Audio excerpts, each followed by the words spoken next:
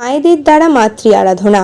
আমরা নারী আমরাই পারি, যে রাধে সে চুলো বাঁধে, এই প্রবাদটিকেই সত্য করে তুললেন বঙ্গমাতা মহিলা কল্যাণ সমিতির কালী পুজো সদস্যরা।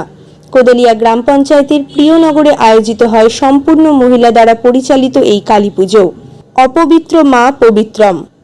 যে জায়গাটিতে পুজো হয় সেই জায়গাটি আগে ছিল একটি ডাস্টবিন, কিন্তু সেই অপবিত্র ডাস্টবিনকেই পরিষ্কার করে পবিত্র করে ওনারা শুরু করেন এই পুজো।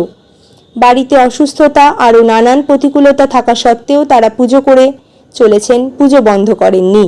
মনের জোর খাটিয়ে ত্রুটিবিহীনভাবে করেছেন মায়ের আরাধনা।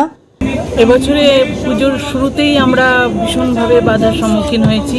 ভীষণভাবে আমরা নানা দিক থেকে বিপর্যস্ত হওয়া সত্ত্বেও সমস্ত প্রতিকূলতাকে পেরিয়ে এসে আমরা পুজোটা শুরু করেছি। মায়ের আশীর্বাদে আশা করছি শেষ পর্যন্ত আমরা সম্পন্ন করতে পারব। আপনার নাম?